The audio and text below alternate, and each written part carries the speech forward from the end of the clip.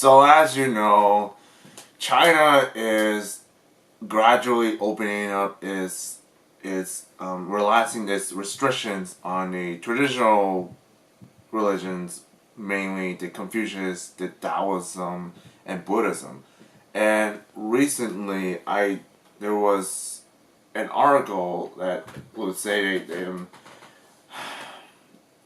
um, if you know what China is currently like dominated by the Communist Party.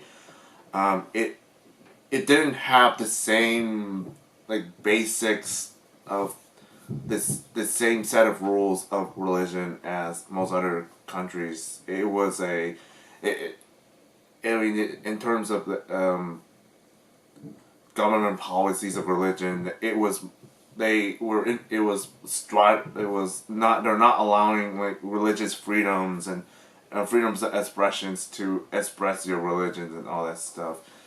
Now, there recently, I want to go back to is amidst the whole rampant, amidst the entire backlash against the increasing wealth and the rise of capitalism, I mean the middle class and the consumerism for the past several decades since its recovery from the Cultural Revolution, people were turning back into Taoism to find for spiritual purposes. After there's a lot of criticisms towards the communist government for not letting them get back to the traditional religions. And it now you know if those that don't know about Taoism is it's a type of an ancient philosophy that dates over 2,500 years ago. It used choreography, medicine, and feng shui. It was a type that, in a way, that it basically, like Taoism is a type of spiritual fundamentals. It was rooted on folk tradition, and it was a blending of opposites, and it was a harmony. It promotes harmony. It promotes all the good stuff by accepting opposites of all sides, and one of the key temples from Central Peak in Beijing was recently restored with a traditional ceremony celebrating for occasion. And yes, there was Christians and Muslims and Jewish that were inhabited in China, but it was more restricted. It was far more restricted because it was a foreign religion in China, whereas like traditional Indonesia's ones like the Confucius, Taoism, Buddhism were more accepted, which it sucks, but it's in the past people call China out for trying to destroy Taoism during the Cultural Revolution in the past, from Taiwan, and even the Chinese overseas were calling out China for the stupid idea of we wanted to enforce that massive change by destroying the old, when it's just like it was so stupid. And it wanted it, and I thought, and it was interesting. And a lot of young people saw, and they're rediscovering Taoist faith, and they don't want to. It's not like it's not like they have to, because they wanted to bring Taoism back into family, and they wanted to bring the Taoism back into a Chinese community, and that was interesting. I liked it. And now it was somewhat uncomfortable. Some of the inhabitants were somewhat uncomfortable, even though the government was promoting the traditional religions in China. They will still try to look and try to make sure that they don't want another Falun Gong type of occult movement or some or I don't know what it is. It's if you don't know what Falun Gong is like an exercise, a spiritual exercise type of thing that Chinese government got really nervous, and there's a bunch of nasty controversy about China's, like, they're using like captured POWs or prisoners of POGs as basically medical materials for surgeries and transplants, which is like, oh my god, that was so crazy. And if you notice, a lot of there's one bus driver, Ping Lei, one of our bus drivers said people were in general lacking in faith, and they lost their cultural base, lost it all, and here it goes. and some of the scholars were still pretty suspicious of governments, because religions can grow as long as they lock in step with the governments, and I think that shows, like, the governments were still pretty suspicious that they don't want, like, certain religions to get more powerful than governments, which is, I think,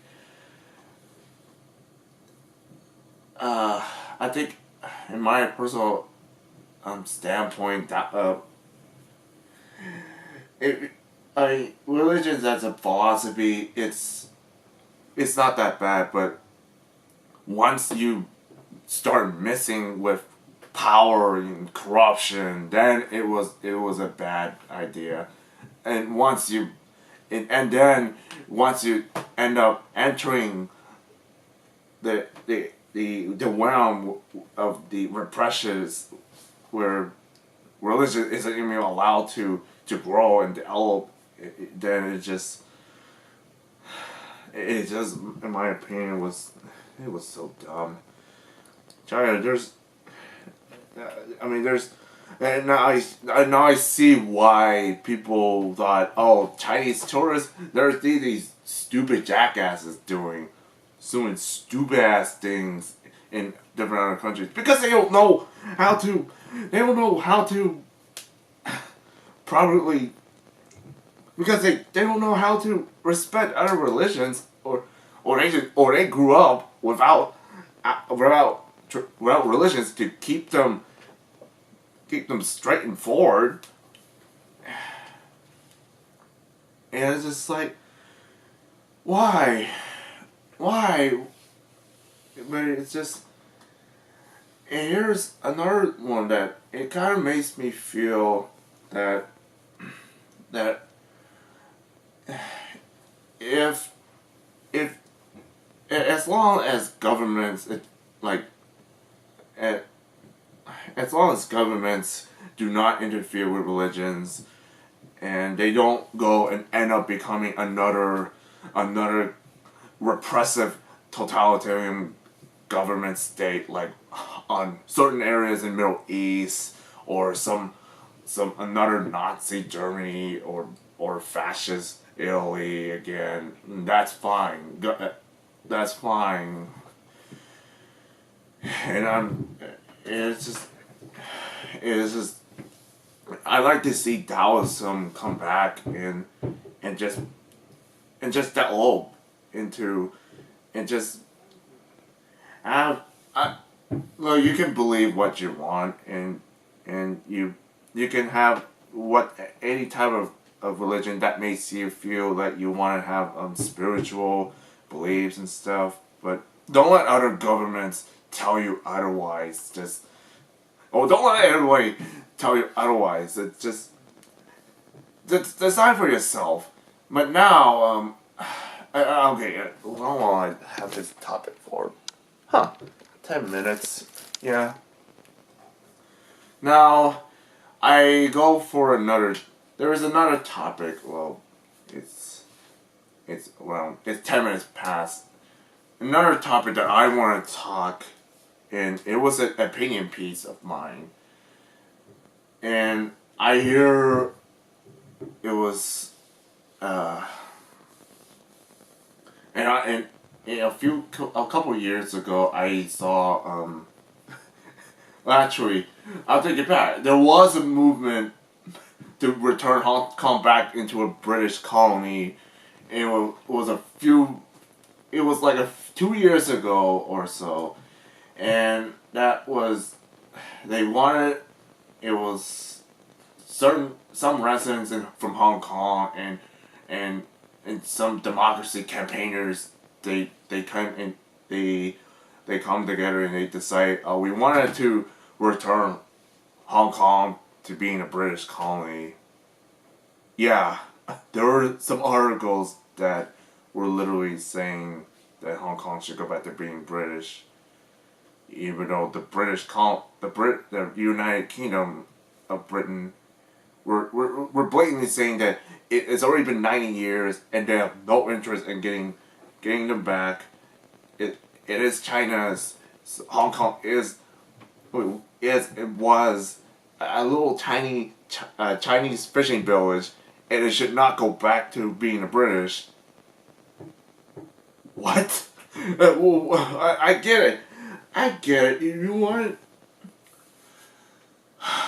I get it. You're mad that China was dawdling and interfering with Hong Kong's policy of politics and all that stuff. Okay, fine. You have your right to be mad, but to be demanding to be blatantly demanding that Hong Kong should sever their ties from China completely and go back to being British, it doesn't work that way. It doesn't work. The great United Kingdom of Britain does not have any interest of bringing back the colonies. They have, their mindset had changed completely. Their mindset had changed, and they moved on from being imperial nationalist competitors, from being one of the biggest imperial nationalist competitor to one of the most modern constitutional government. And they can't, you see, I know that people are going to be mad at me for saying this, but my parents have no interest in seeing, would have not be interested in seeing Hong Kong go back to being British. I mean, it was already past. It's time to move on. British had no interest in it. The other countries around the world, mostly in Europe and America, have no interest in trying to regain old colonies back that it was already done for. And the best part about it is all those tools, all those colonial tools and elements left from countries colonized by other countries. They can still use it and instead bring back and make its own identity, and that seems fine. It's 20 years. It's already 20 years. It's already been 20 years, and Hong Kong, the British had no interest in ever going back to being an imperial national country, and they have no interest whatever. Please stop demanding that Hong Kong needs to go back to being British. colony, and I don't care. You didn't need. Trust me, British does not need to. They don't have enough power. They do not have enough economic pull back. They don't have the economic need to colonize Hong Kong. They can just be fine themselves. Just let it go. Let it go. Let it go, man. This is Sanosuke signing out. Have a good one. Man, he's crazy. Man, these political justice warriors.